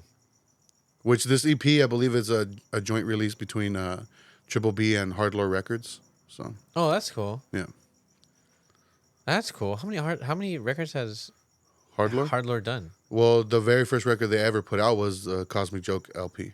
Got it. And then I think since then, I want to say this is either their third or their fourth release. Oh, okay. So they haven't done a lot. No, they haven't done a lot. Mm. So you should That's check it out. It's yeah. cool. It's only 5 songs. Only 5 songs? Yeah, it's only 5 songs. It's a 5 Oh, song because he EP. said it's an EP. It's an EP. Okay. Yeah. But Okay. yeah, I really enjoyed it. Dope. Yeah. You know what I realized earlier today? I was like, damn, dude, like I've been so busy lately. I haven't even like thought about the fact that Sound and Fury is like 2 weeks away. Yeah, dude. Same. I have a show on Sunday. I know. You know? Yeah. Like, and then Joseph has another tournament this weekend. Yeah. It's like, fuck. I've just been so damn busy myself, dude. So the day that this episode comes out, that night is the show. Are you looking forward to it? Uh, this episode dropping? Yeah. Yeah. No, the show. No, the show, yeah, of Yeah. course. You Yeah. know, I mean, I'm excited to see a bunch of bands that are new to me, like live, and I've only just heard them because I mean, if I haven't heard them, I was listening to them. I haven't seen Lack of Interest in a long time, you know, and from what I hear, they have both vocalists now. Really? Yeah, and I think the original guitar player might be back. I don't know. Like, don't quote me. Like, people have said things, and I've just overheard different things. Yeah. Regardless, I haven't seen him in a long time. I'm eager to see what it looks like, what it sounds like. You know, because I've always loved that band. I mean, shit, Hit 'Em or Hurt recorded a cover of My Life. Oh, and of course, Apartment 213. Dude, I'm excited. I know. And then fucking, I get to hang out with the guys from Sex Prisoner and Magnum Force, dude. Those are my boys. Yeah. And it's always cool to see those dudes, you know. I mean, I'm anxious, or not anxious, like I'm excited to see like how many people actually are gonna be there, like at its peak, you know, like, oh, it's really like I wonder how much buzz, you know, like it's because it's not sold out, you know. At least I don't think so. And I mean, I've been doing my part. I've seen everybody, all the bands doing their part. I mean, Presser, dude, Presser's such a sick band. Dude, that band's so sick. It's another one I'm looking forward to. That's going to be an interesting band to see in that venue. I know. A lot of those bands are going to be interesting to see in that venue. Yeah, and the way they're doing it too, from what I understand, is they're gonna have two bands on the stage. Like, so they'll have like one's playing, one's like getting set up, and they're just gonna go back and forth. Ah, okay. Just keep the ball rolling. Okay. So I'd asked about the screen, and just to kind of keep it seamless, so they don't have to do like to make and the way that they put. I didn't think about it like this, but we had made one to be safe. So if we ever play Warehouse 1720 again, Yeah. and it's just us on the stage like that, or like a regular ass show, we're prepared for what's going to be on the screen. But unfortunately, the point that they made was having to make sure that they have the right image every 15 minutes all damn day Yeah. is going to be a pain in the ass. Yeah. So they're just going to put the meaningless noise logo and just keep that there the whole time. Okay. Which I thought I was like, oh, that's a good idea. Yeah. So, and I know this is the third installment of it. I heard nothing but good things about last year's, and you know, based off what I saw from last year's, like flyer at least. Yeah. And it's like, oh shit, like, you know, some good bands, you know. So this seems to be like the most ambitious of the three, Yeah. if you will. So I'm excited to see like you know, how many people show up. You know, I'm eager to see how many people are gonna be there when we play, because we play at 3:00. So, yeah, we play first, dude. We're opening that shit. That's what's up. Yeah, which is not a big deal to me. It just makes me motivated to try and think of. Like, it motivated us to think about something like, okay, how can we make ourselves like hard to follow, I suppose, or like, you know, kind of set the tone in a way. Yeah. Not so much hard to follow, but like set the tone. Yeah. You know, we wanted to kind of open up strong. Yeah. So we have some cool ideas. Like we have a sample from a song that I found that we're gonna play before the set. That's like an IE song. Oh, is it the one you showed me? Yeah. Hell yeah. So we're gonna incorporate that into it, and just do it like our normal set. Yeah. Incorporate that new song into it. You know. So like I'm eager to see the how the sound's gonna. Like, I've never played there. You know. I like that place. Yeah. You know. Has two cool bars. Yeah. And the sound is dope, you know, big system. I know that Omar had mentioned, like, I guess the playback when you're on stage isn't as great, but I guess we'll see. You know, I don't know. Yeah. I don't know if they're using like their in-house, like front of house dude, or if because of the fest, like they're gonna have somebody else come and do the sound. You know, I don't know, but we'll see. You know, I'm excited for it. I'm looking forward to it. We have another band practice scheduled Saturday. I can't remember. That's what's up. One of those 2 days. Yeah, just to kind of like make sure we're all tight, you know. dialed in. I saw you posted the shirt that you guys are selling. Mm-hmm. Have you gotten any feedback on it? No, just like some people with like flames emojis, which is kind of what I guess I expected. Yeah. People kind of seeing it and being like, "Oh shit, that's tight," Um, I don't know. I think people need to see it in person. Yeah. Um, I hope this is a cool opportunity for us to like get more attention, from like people who haven't heard us yet. Yeah. I feel like people who haven't heard it get excited when they hear it. Yeah. You know, and I like to share in that feeling. I mean, that's how I feel when I like if I see bands that fucking blow me away, or I'm like, oh shit, that was dope. Yeah. I get compared to like compelled to want to like say it, talk about it with them. Oh Yeah. man, you guys are great, like that's sickest band. Because I Yeah. did see that like the And Meaningless Noise Instagram kind of featured you guys. Yeah, And I was like, oh, that's fucking tight. yeah, And the description, dude. I loved the description, Dude, because that's exactly what it is, bro. That for people that need that itch, that crossed out mind eraser itch. Dude, it's so funny because I had the only input I had on that is because I know that they were doing it for every band. Yeah. And I said, hey, if you're gonna do one for us, I wasn't sure if that was in your purview, but if you are going to, can you please utilize this logo because we're phasing out of this first one Yeah. into that newer one. And he did. I love how it looks. I love that he chose pictures from the Midnight Hour show. Yeah. And the description was just so dope because I didn't offer any like input to that. Like it was all on their own, and I was like, I appreciate that. I appreciate you putting it in those terms because I mean, those are like my biggest influences.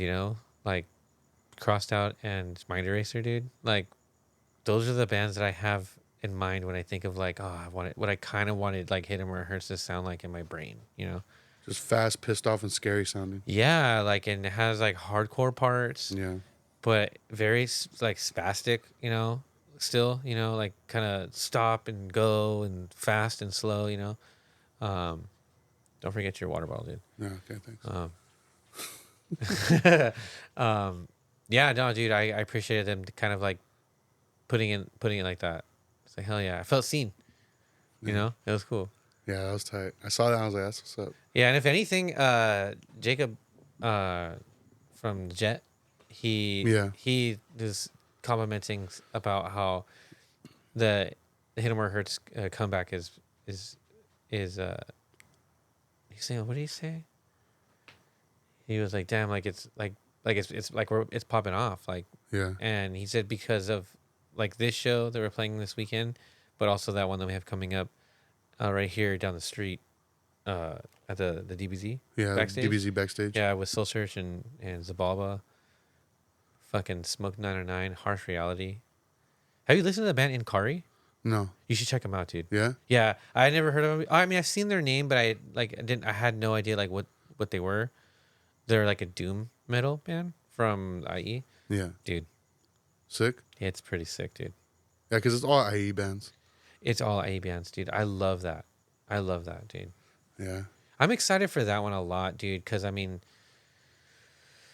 dude, it's all IE bands and it's in the IE, and it's like an epic return of Soul Search. These when we met those dudes, it was when we all met at going to Showcase. This venue's right here by Showcase, like, or at least where Showcase used to be. Yeah. And Dorian, Omar, the dudes from Corona, like I remember when they started the band, and it's like I don't know. I still have those recordings, dude. You do, dude. It's just 2 songs. It's the soulless instrumental. There's no vocals on it, and then the Reasonable Doubt demo version of it. I still have those on my hard drive, and I will always remember like when they came over to your house, because at the time they were doing God Damage. God Damage. Yeah, and I remember they came to your house, and they're like, "Oh, we're working on this other band." And it was they said with what was his name, Ronnie Vinal, I think this is his name. Oh yeah. Which they're like, oh, we were starting this new band, and they showed us the songs, and I remember like being like, dude, this is fucking sick. Yeah. Because at the time I was really getting into No Warning, Yeah. and that's what it reminded me of. So I remember, I think I was giving Omar a ride home, and he was like, I don't think it's gonna go anywhere. I remember him saying that, and I was like, really? He's all, yeah, I think, he told me, he's like, I think God Damage is going to become more popular than this new band. I don't think they had a name for it yet. Yeah, I remember like when they were showing it to us, they were still like brainstorming like names, Yeah. and they had some stupid ones that they were saying as a joke. I can't remember what they were. I wish I remember what they were. Yeah, I don't remember any of the names, but I just remember like that shit blew up because it caught the attention of Scott Vogel oh yeah, from Terror, yeah, and he insisted that they opened up for Terror, yeah, like somewhere in the IE, I think. And yeah, dude, they fucking blew up, dude. yeah, Soldiers blew up. And what's crazy is because I think Ronnie got replaced by Aaron, right? yeah, Yeah, and Aaron was a dude that I went to high school with at Rubidoux High School. yeah. So for me, dude, like going to this show is crazy because I mean, you remember a result of a memory, right? At all? No. Do you remember going to the Pharaoh's Den Yeah. and the PA that they would use had like a stencil spray painted onto the head, and it said ROAM, Yes. result of a memory. That was the PA that they used for a band that that Jake Wisdom was the drummer. Nate from Zababa he was the bass player. Aaron from Soul Search's older brother was the vocalist. Matt, I think that's his Matt. name, right? Yeah. Yep. And yeah, just all dudes that I went to Rubidoux High School with. Yeah. And I remember and then Gabe Ochoa did the flyer, right? Mm-hmm. And he's the past once nourished guy, you know. He used to be in that band Bound in Blood. Yeah. And there's a point in time like when I guess Matt he wasn't available to try or quit the band or whatever, so they had asked me if I would do like vocals. And I was like, sure. And it was like for like the bound one of the shows that was supposed to be for like a Bound in Blood last show at In Cahoots. And I had done like maybe Damn, In Cahoots. yeah, dude, right there by Castle Park. Yeah. Fuck. Yeah, now it's like the what is it, the Farallon or something like that. Yeah. Yeah. But yeah, dude, it was there, and I remember I had to only like practice those guys like twice, and I was just screaming nonsense into the mic, like just with breakdowns. I didn't remember how the songs went. Yeah. I just remember they had like blast beats, circle pits, and like breakdowns, you know. But yeah, that was that band, and then, you know, then Jason and Nate with what Out of Heart. Do you remember Out of Heart? Yeah. Yeah, so they had Out of Heart. You know, And then Brian had Time for Change. Brian had Time for Change. Yeah. So he was Straight Edge. Yeah. And those were all bands that used to play with like Hit 'Em Where It Hurts. Yeah. Like I remember playing like backyard shows in La Puente with Zababa, you know, and you know Soul Search, man, those are the homies, dude. It's You gonna be know? like a family reunion. It totally is, you Yeah. know. And then like I'm good friends with Adrian from and the homie Powers from Harsh Reality. Yeah. And you know the guys from Smoke 99 are new homies of mine. Their drummer is the guy Rodney. He used to be in Impending Doom. Really? Yes, he was the drummer for Impending Doom Oh in shit. like 2009. Like you know, like when they used to practice together, like Yeah. when in Brooks like little garage when he had like that little like that apartment little place, you know. Mm-hmm. You know what I'm talking about? Where Yeah, Brooks lived? Yeah, like in these practices in there. Like that dude used to play drums for Impending Doom at the time. Holy shit. Yeah, crazy, right? Yeah. So like it has like this whole like lore build up to it, right? And it's very IE. It's very fucking like the gods of showcase are like, you know, looming above It's really cool. Like it's very exciting. Like there's like, It's funny too, just because like you said, the gods of showcase. Like, yeah. so this show had gotten announced after the announcement of like the passing of Izat, Yeah. and then also around like us scheduling the episode with Gabe to talk about showcase. Yeah. And it's just crazy to think And it's about. Like, right around the same time when they made their latest update about like that center that they're building right there where Showcase used to be, because they're turning it into like a whole Yeah. like I think there's gonna be like small little brewery or some shit, yeah, like giving themselves like something kind of like a downtown Riverside esque, things to do, fun shit, yeah, because they don't have that out here. yeah, And it's like all of that was like coming out like around the same time, and then they dropped a flyer on the show, dude. So sick.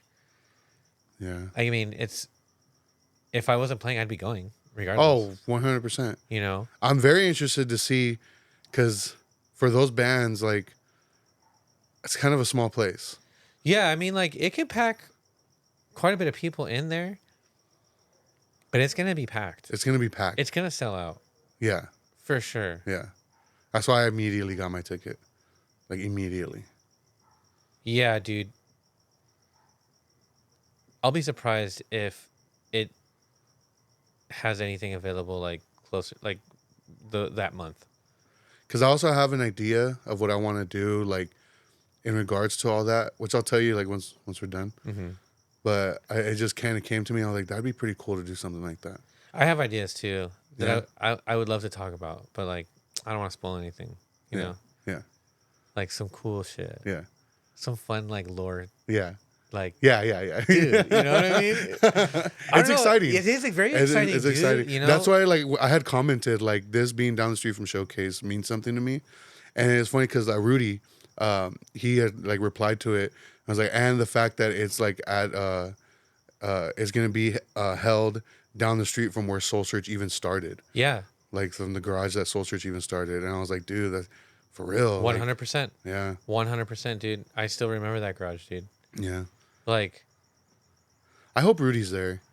dude, of course, I imagine. I hope he's there. I imagine I'm gonna see a bunch of homies. Yeah, yeah, dude. Like as soon, because like when I posted the end meaningless noise flyer, people were like, "Oh shit," like I got like a lot of people were like, "Oh, that's tight,"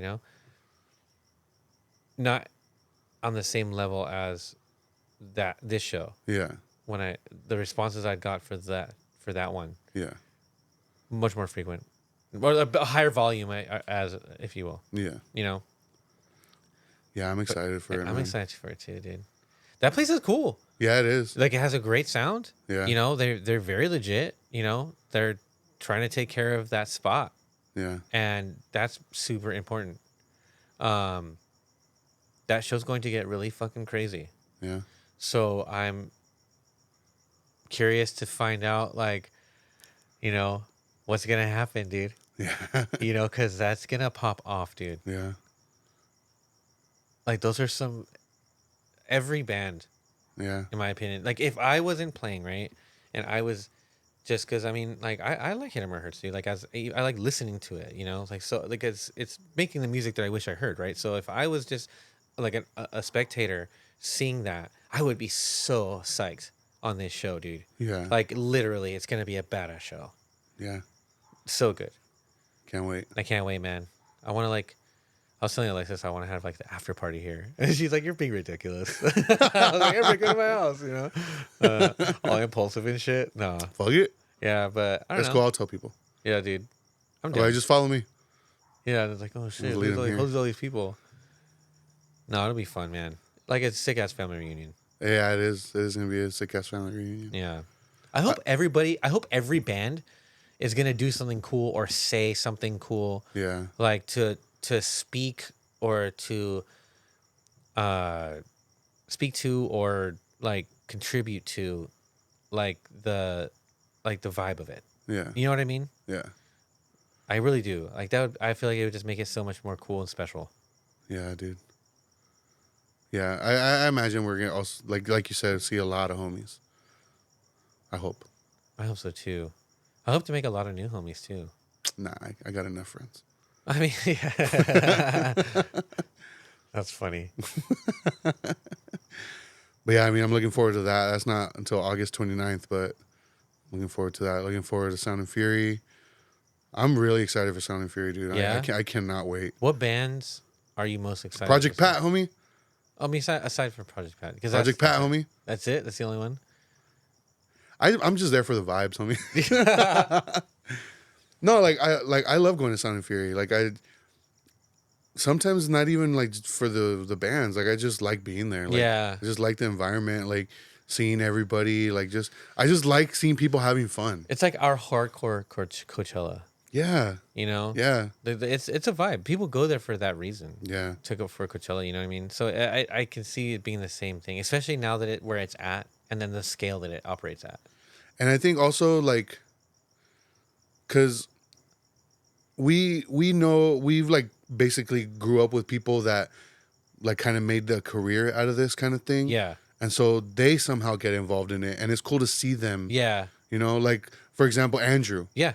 Andrew working sound like Yeah. for certain bands, like dude, that's 100%. fucking tight. 100%. And then seeing like homies bands playing, like Yeah. it's awesome. No, dude, it's is this Smoke 99 playing? I think so. Dude. That's so cool. Plus seeing good. Trash Talk again, like Dude.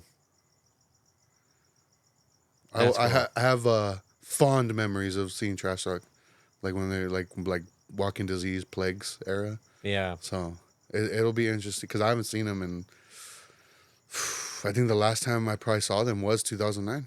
Really? I think so. When they played in the U-Haul? Wait, was that Chain Reaction show with you guys and Mellow Hype? Trash Talk played, yeah. Was that after 2009? That was after 2009. Okay, so that probably was the well, last time. only because like that had to have been because like we didn't AC/DC didn't like resurrect like that until like around 2009 2010. Okay. So it had to be. Yeah. All right. So then that was probably the last time I saw Trash Talk. One of the Trash Talk shows that I remember, I will always remember. Speaking of that and like Hard Lore and Soul Search. You know, because like Colin was getting some shit from the spin kick and For the spin kick, yeah, yeah. you know, and like the whole thing about like how people give him shit about that, right? Yeah. I remember being at a show, and I think it was during Trash Talk, and Leaf threw a fucking microphone stand into the crowd. It was one of those stand-up ones that has the heavy, like round weighted bass. Yeah. Dude threw it, and it cracked Omar in the fucking skull. Yeah. Like gashing the top of his fucking head open, requiring like how many staples? Like 15 or some shit. Something like that. Something crazy, dude. And we remember trying to be like we were helping him while the show was still popping off. And I remember talking to, like we approached Ross, because Ceremony was playing. Yeah. And right? Was Yeah. it Ross? And then like, like we were trying to say like, oh, can we get like, you know, something cool out of it, I guess, you know, Yeah. for his troubles. And they're like, oh, they want some shit because he got hit or whatever, you know? And I don't remember who it was. And the dude was like, that's a casualty of the core, you know? And I remember thinking that was so funny. But like, I don't know, man. Like, built different at that point in time, I guess, you know? I wonder if like it's younger people talking about like that being not cool, that he spun kicked. Like, I don't know. like dude. I've seen so much worse, Yeah. you know? Yeah. And like, Dude, I don't even mosh, and I've been hurt so much at shows. And I don't even mosh. yeah, I mean, I get the whole like crowd killing thing, like when you're with the intention of trying to do it in a way Yeah. where you want to hurt somebody or you're trying to find a reason. Like that sucks. Those people should not be going to shows because they ruin it for everyone. But crowd killing is in the sense of like, you know, being super close to the edge of where the pit is. Like if you don't want to be in that situation, don't stand. Yeah. Like, He wasn't crowd killing, though. yeah, he wasn't crowd killing. He was just moshing, and he ended up doing a spin kick. and ended up hitting the guy who was also moshing. Yeah, but, And yeah, he caught he his wasn't foot. even that far from the crowd. He was not like along the outside. He was moshing too. Yeah. Yeah, no, dude. Yeah. People just have too much time on their hands and they got to complain about something. Yeah, they shouldn't be calling themselves hardcore. They should be calling themselves softcore. They should be calling themselves bitch ass motherfuckers. Yeah. Some bitch. Shut up, bitch. no, dude. Yeah, I think that's kind of just soft, dude. It's like a whack thing to like try and cancel somebody about or like give someone shit about. Like, dude, Do you remember who else played that trash talk show? it was Ceremony. Was it did Jesus Piece play? No. No. All right, so it was a Plagues record release show. It was a Plagues record release show. Ceremony played. It was Alpha and Omega's second show ever. Yeah. And Mongoloids were supposed to play, but they had canceled or something. Uh-huh. And I believe Downpresser played. Downpresser played. There was another band that played. Maybe Creatures? No. No? It was like what was it? Those are the only ones I remember. No, there was another band. And I remember Evan being bummed because we had to leave to take Omar to the hospital. Yeah. And he's like, dude, I'm going to miss Ceremony.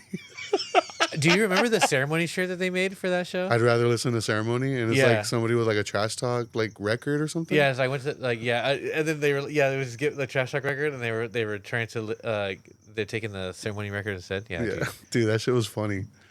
Yeah, I remember that show. That was like what, like Norwalk, Downey, or something like that. Downey. Yeah. It was in Downey because we ended up going to the Kaiser off the 91, like in Anaheim Hills or some shit. Oh, the one off of like. Yeah, I know what you're talking about. It's And like we got kicked out of the lobby because we were being too loud.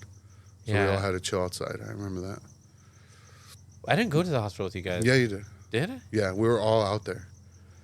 Because remember, we were all like coming up with dumbass excuses. Like, I wonder what Omar told him like happened. Oh, and we're like, oh, maybe like someone hit him with a bow and arrow or some shit. That's so funny. Oh, dude, he agreed to join us on the podcast with Dorian. Fuck, finally. Well, I mean, he just like, I'm just scared, I was like, scared of what? Like just chilling with your homies and shit? And he's like, yeah. And I'm like, man, stop being a bitch. He's like, I'm a bitch. So I'm like, oh, okay, well. Tell him I'll hold his hand the whole time. Yeah, dude. Because I would love to talk to him about that because, I mean, dude. We have a lot of stories with them. Dude, I do. A lot of stories we know with them.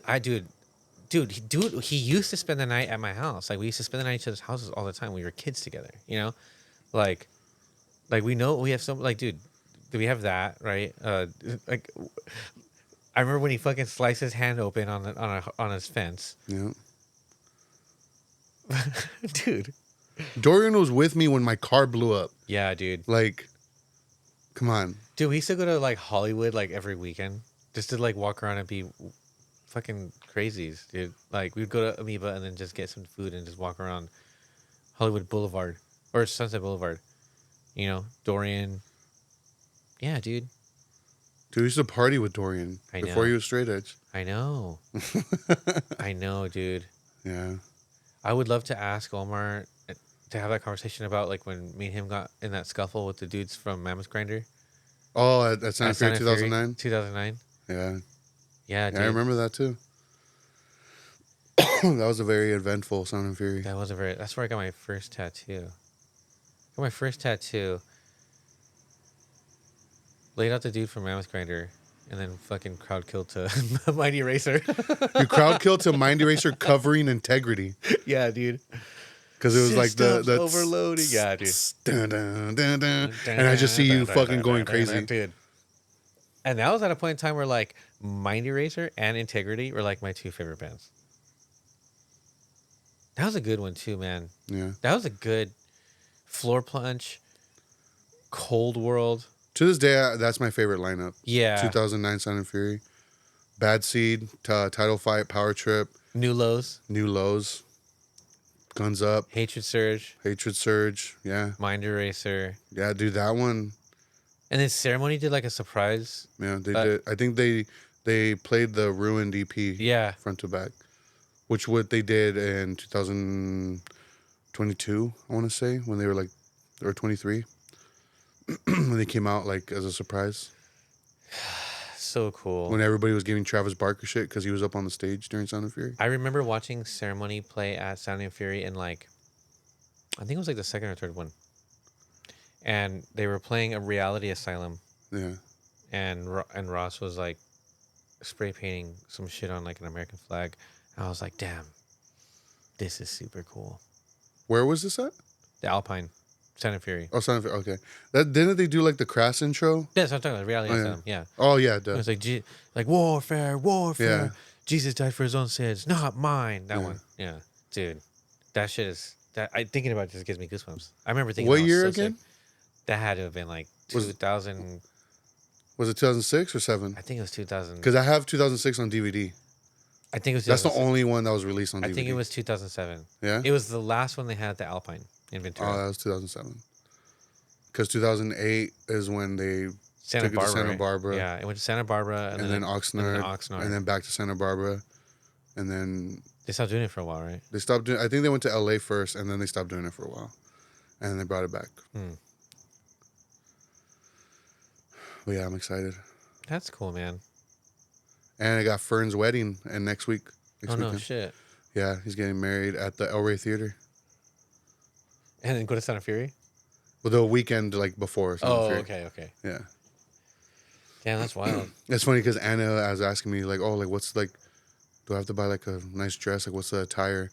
And like it's just, I think on the registry or the like the to RSVP it said like, dress code like come as you are, basically. Hmm. Like no dress code. That's cool. I like that. Yeah. He's cool. Yeah, dude, Fern's tight. I hope he's at the show, the Me TBZ too. show. I haven't like spoken to him in like a long time, dude. Yeah, dude. That's good, dude. All right, well, I'm gonna end it there. Hmm. Any last words? Yeah, don't forget your water bottle. That's what's up. See everybody next time. Late.